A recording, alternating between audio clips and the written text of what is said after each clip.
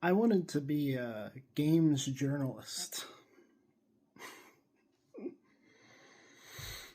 which is kind of funny to say now, I suppose. Uh, I kind of wanted to be a journalist in general at some point. I still go back to wanting to be a games journalist or being in games media because I love talking about games. I love learning about games. I love learning about what's going on with games, with news of video game related things because I'm very, very hyper fixated on video games. I don't know if you could tell from my page, if you've been around my page for a little bit. I mean, I'm also a little fixated on food, I suppose, but um, I wanted to be I wanted to talk about games. I wanted to be nowadays I feel like I would fit more on a podcast, but also all of that is a commitment. Like at the end of the day, putting effort into things like that rather than just little videos like I make nowadays is it takes away from time that I would be playing games, which I feel like is counterintuitive. Like if there's a bunch of YouTubers I like to watch and listen to, and a bunch of them mention how it's just like, oh, well, I don't have the time to play games because I'm making videos. I don't know. I put enough time into my day job as it is and try to have time every night to play games. So, but that's all not the point. Journalism, especially games. I don't know. Okay, all right now. It's not especially games journalism. It's all gone to shit. It's all shit.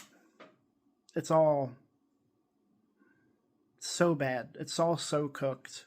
So cooked, bro. Like it sucks cuz like, journalism has been cooked for a long time. But like it's reaching out to our video games now too. Like we go about our day thinking about how shit the world is and how everything sucks. To put it lightly, to put it broadly, everything sucks. And like the news articles we read are all clickbait and rage bait and misinformation and all this garbage. And now it's happening to games media. I mean, it's been building up for a long time. It really has been, but it sucks, man. Because like part of my thing is like like I said, I love learning about games. I love learning facts. I love learning trivia. I love as part of why I get into learning the news about games. Like I spend most of my day at work listening to either theories, essays, or news about video games. Just constantly. Podcasts about video game news and stuff like that. Podcasts about like Zelda theories. People talking about how much they like playing different Kirby games. Just the DK Vine podcast talking for 4 hours about Donkey Kong's Treehouse. I like to bring that up a lot. It's a very good episode of that podcast. But what sucks the most is the misinformation, the lies, the clickbait, the rage bait, all of it. Because as much as I try to disconnect myself, like I can recognize it like miles away. Like I see something happening in the news with a certain company, I'm not going to name names because I feel like as soon as I name names of the kind of things I talk about the most, Even my friends will click off of this video because I just can't shut the fuck up. And it sucks. It really sucks because I really care about this. But anyway, like, whenever I see something in the news that is any of those things, I cannot,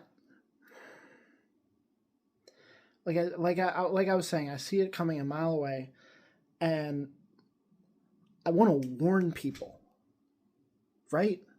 Like, if I know the wrong information is about to be spread like a wildfire, my first instinct is to let the people I care about know.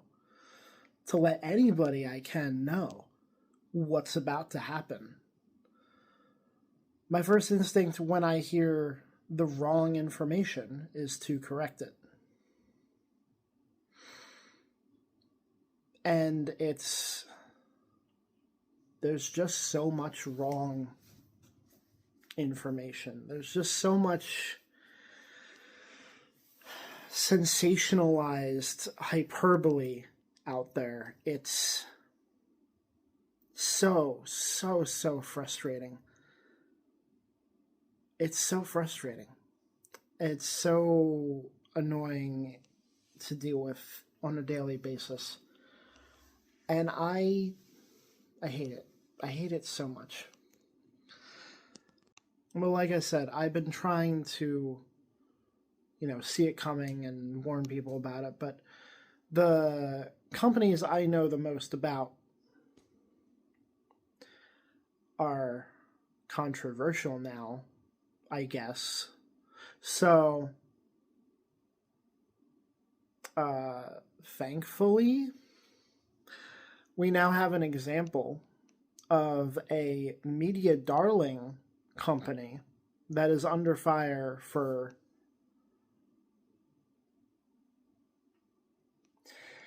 it's a little gray. We gotta admit, even if you're really defending this company, it's a little gray. But they have fallen victim to sensationalization in a way that, when I learned the full extent of the misinformation and the sensationalization, I heard it at work, and I wanted to tear my own skin off. It angered me so much. I wanted to scream. I wanted to tear my own skin off, but I was at work, so I couldn't really do that. Larian. We're going to talk about Larian today. I have been very, very, wary about the whole Larian situation and the Expedition 33 situation. I mean, we barely know anything about that situation, but with the Larian situation, I've been very, even to my friends, I'm like, all right, guys, we gotta see where this goes. We gotta see, the CEO is going to have I think at the beginning of the year, he said he's going to let their artists come out and talk to us at length and do a Q&A. I think someone responded to that post saying, "Oh, you're just deflecting the issue." Shut the fuck up. Shut the fuck up. That's another thing. People don't want to engage with this in the way that you should. Their engagement with this situation is AI bad. So you're bad now. You're the bad guy now. I hate you. It's just AI bad, for sure. AI many things. AI different things. AI controls enemy in game. AI also steal art. But those are two different, I think you have intelligent thought if you've gotten this far in the video. But when the first when the first tweet I saw about this crossed my feed, I saw it, I'm like, okay, we need to decipher this. What does this mean? It first popped up in my feed from a tweet that said, Larian CEO confirms the studio is using generative AI to explore ideas, flesh out PowerPoint presentations, develop concept art, and write placeholder text. He says there won't be any AI-generated content in Divinity. Everything is human actors. We're writing everything ourselves.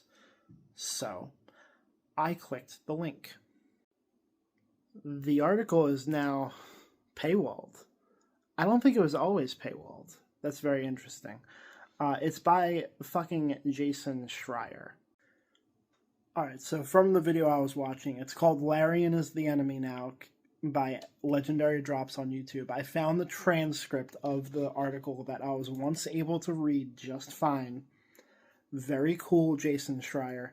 Jason Schreier comes from Kotaku.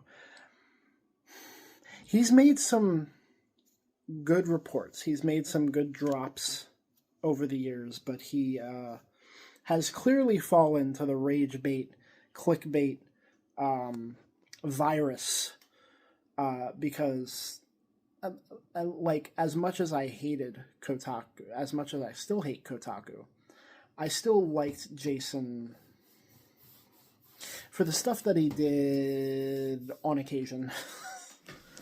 I don't know. Kotaku is bad. Kotaku is very bad. Anyway, this is Jason's article. Under Vinky, I may have pronounced his name wrong, Larian has been pushing hard on generative AI, although the CEO says the technology hasn't led to big gains in efficiency. He says there won't be any AI-generated content in Divinity. Everything is human actors. We're writing everything ourselves. But the creators often use AI tools to explore ideas, flesh out PowerPoint presentations. I read that already. Here's the thing.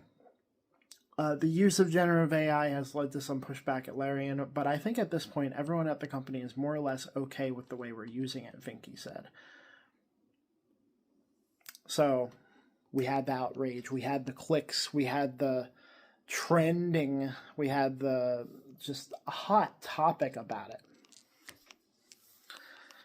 After that, Jason Schreier went on Blue Sky to say, if I had known the 2 paragraphs about Gen AI in my article today would be so controversial, I would have expanded them a bit. Here's a rough transcript of the relevant portion of my interview with Sven Vinky, so everyone has all the context. Which he then said, hang on, he then said right under that, What was it? I'm not sharing this transcript because I think it will make anyone view Larian's stance on Gen I any differently. I'm sharing it so people can see all the context and judge for themselves if they feel that Larian's position was misrepresented by my story. So let's read the transcript of exactly what was said. Speaking of efficiency, you've spoken a little bit about generative AI, and I know that's been a point of discussion on the team too. Do you feel like it can speed up production? In terms of generation, like white boxing, yes, there's things, but I'm not 100% sure if you're actually seeing speed ups that much. You're trying more stuff. Having tried stuff out, I don't actually think it accelerates things, because there's a lot of hype out there. I haven't really seen, oh, this is really going to replace things. I haven't seen that yet. I've seen a lot where you initially get excited, oh, this could be cool, and then you say, in the end it doesn't really do the thing. Everything is human actors. We're writing everything ourselves. There's no generated assets that you're going to see in the game. We're trying to use generated assets to accelerate white boxing. But I mean, to be fair, we're talking about basic things to help the level designers. White boxing, as this guy explains it, it's like concept design. You're thinking about where things will go in spaces in a level. It's Like, it's like concept art, just like concepting a level. I'm not defending AI. All right, I'm not defending AI. We're not jumping to conclusions here. Jerk your cock, not your knee. All right, stop jerking the knee at every little thing that happens. All right, let's keep going. What about concept art? So that's being used by concept artists. They use it the same like they would use photos. We have like 30 concept artists at this point or something like that. So we bought a boutique concept art firm at the moment that everybody was using, reducing them because they were going to AI. In our case, it just went up. If there's one thing that artists keep on asking for, it's more concept artists. But what they do is they use it for exploration. The other thing I've seen that being used for more and more is placeholders, stub dialogue. Well, yes. So it depends on the scripter. In our case, what we do is whiteboxing, means that the scripts put stub text in there. Some scripters will probably use a chat GPT, some will write it themselves. It's really up to them. But you found that it's not actually speeding things up. It's just kind of allowing more experimentation. Well, in the sense that that speeds it up because your experimentation is broader. But I mean, it's not as if their dialogues are suddenly being written faster. And on the contrary, it's not as if you're seeing the scripting going faster. What's happening is there's just more stuff being done. But I mean, if you've used ChatGPT, it helps you organize things, gets you a faster until it screws up. And right, you still will always have to alter it yourself. But I mean, like, I'm not native English, so it's easier for me to make my phrases without mistakes. So it helps with that. To write your company emails. No. I mean, I like putting it in there to see, okay, this is a clean version of my text. So what's happening is I write with worse grammar now, and then I use it to clean up my text, and then I have to go over it again to clean it up again. That seems like it would take more time. Yes, I know, but I have the feeling like my phrases are better. Your English is pretty good. You don't have to worry that much. I think experimentation, whiteboxing, some broader whiteboxing, lots and lots of applications and retargeting and cleaning and editing, these are things that just really take a lot of time, so that allows you to do more. So there's a lot of value there in terms of the creative process itself. It helps in doing things. But I haven't seen the acceleration, so I'm really curious to see, because there's all studios that said, oh, this is going to accelerate. If you look at the state of the art of video games today, these are still in their infancy. Will they eventually manage to do that at large scale? I don't know how much data centers they're going to need to be able to do it. It doesn't seem like it's causing more efficiency, so why use it? This is a tech-driven industry, so you try stuff. You can't afford not to try things, because if somebody finds the golden egg and you're not using it, you're dead in this industry. Okay, but the downside, though, is that it's so poisonous, controversial to players, to artists, to creative people in a way that other tech isn't. Maybe Photoshop used to be back in the day. I think you would find the same argument back in the days for a lot of things, right?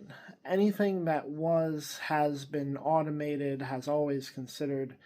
I think the part of this job is to make sure that you're competitive and state-of-the-art. So if you don't look at the state-of-the-art, you will eventually regret it. That's going to be even worse for the developers.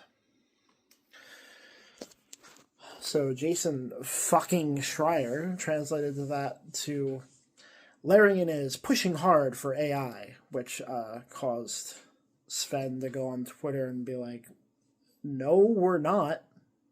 That was never said. That is a stupid thing that was said. And just caused him to go on a hiatus on social media. Like, this is the difference between what was actually said and the way it was presented is so incredibly uncomfortably large. Like, as I was listening to that full transcript, like I said, at work, I wanted to tear my fucking skin off, because this is not, like, I had a friend who was telling me, I was hearing some things, like, there was some more details, and I looked for, like, more details. I looked at all the articles I could, and I was like, I'm not finding anything that they were saying. Like, I think this is all we got right now. I mean, we can wait on um, we can wait on more info later, but no, very likely at this point this transcript was out there, but I couldn't find it because nobody cared. Nobody cared about the actual details going on here. That's the thing, is nobody fucking cares because it's not a good article. It's not a good headline. They look at the headline and they get their answer. And sometimes they go further into the article, like I did, and they get their answer, and they're done. They're done. It is time to witch hunt. It is time to attack. Larian is the enemy now. And I've been saying this about a couple other companies, but because the argument isn't as strong and they're so evil, I'm crazy. I'm controversial. No, it's now traveling to the companies that you like to. And it's going to keep spreading. And I'm tired. I'm tired of it. I'm so fucking tired of it. I don't even know how long this video is, but I kind of ran into the same kind of idea again today. I was watching Arlo's review on Viewfinder. A game that looked really interesting. I still want to play it. I wanted to play Viewfinder for a while. Nothing has made me stop wanting to play Viewfinder. There was a video.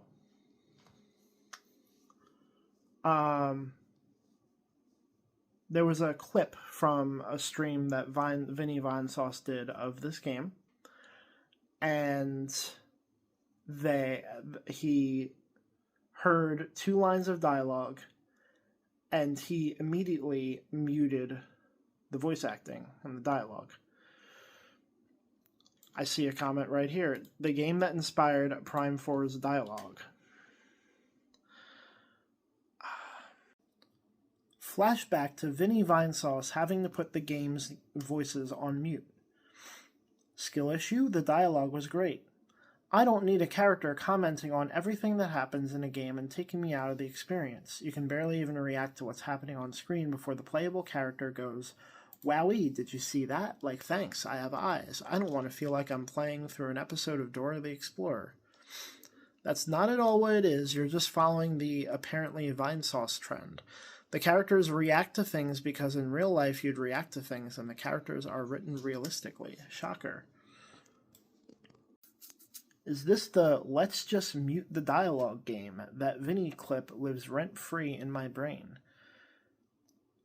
You literally saw one clip and paint the whole game with it. First impressions are crucial, and first impressions of this game was the Vinny Vinesauce clip. It doesn't matter if it's unfair, it's how people work.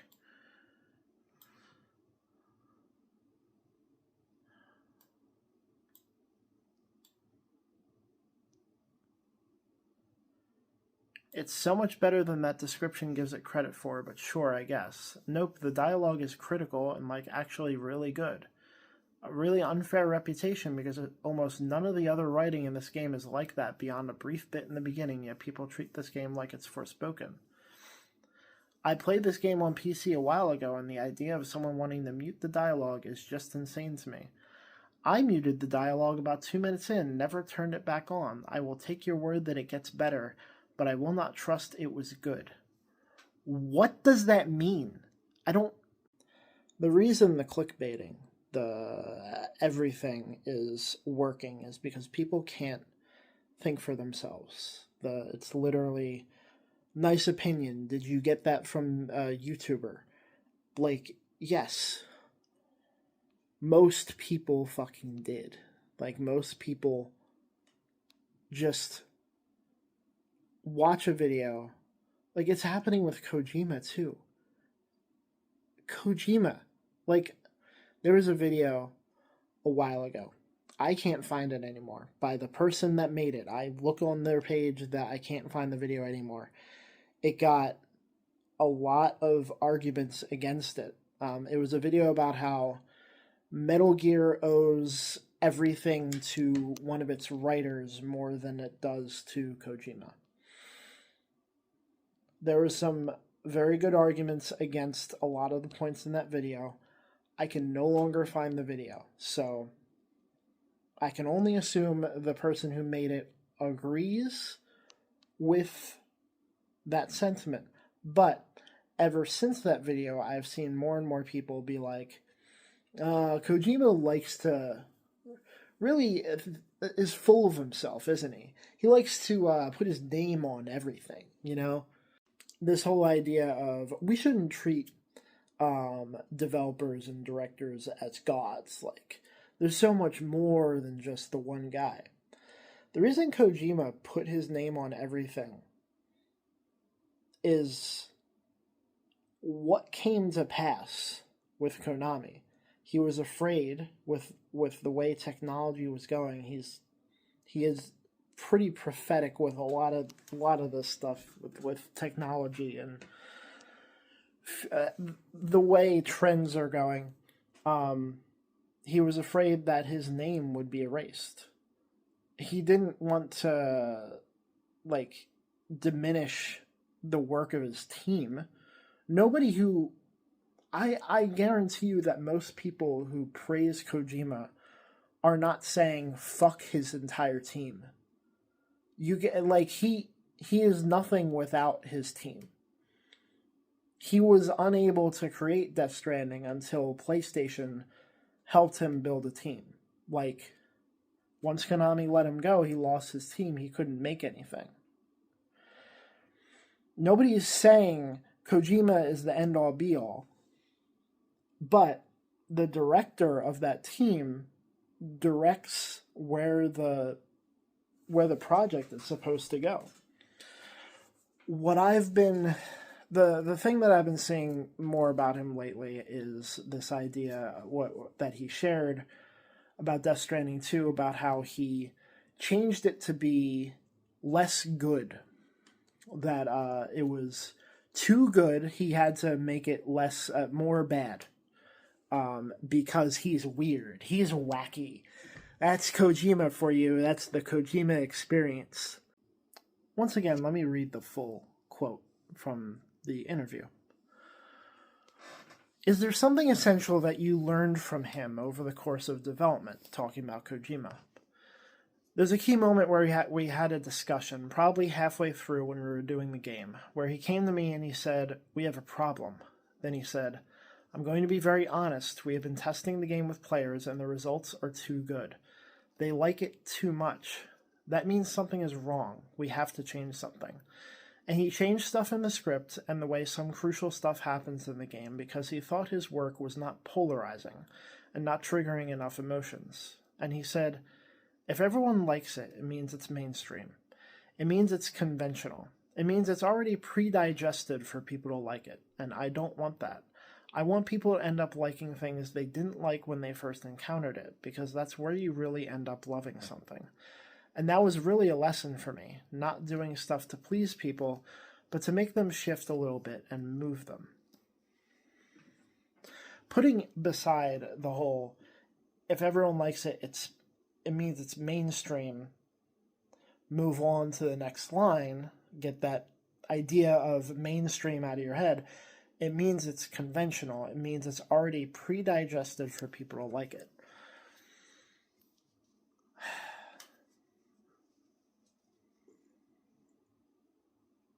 If you're not going to actually engage with something that you're reading, don't engage with it. You don't have to.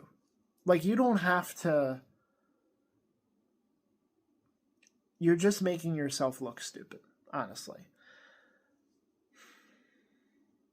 Please, if you see a headline about your favorite company, your favorite director, developer, and it scares you and makes you angry, and you're like, is this really true? please take the time and look into it. Please, if you want to insult the livelihood and artistry of other human beings, have the receipts ready when you do so. Because that is not a simple or light thing to do.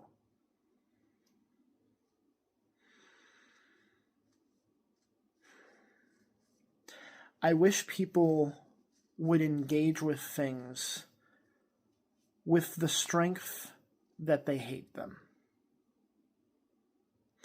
I wish their hate came from somewhere with substance. That's all I gotta say. This has probably gone on for far too long. So, game journalism bad.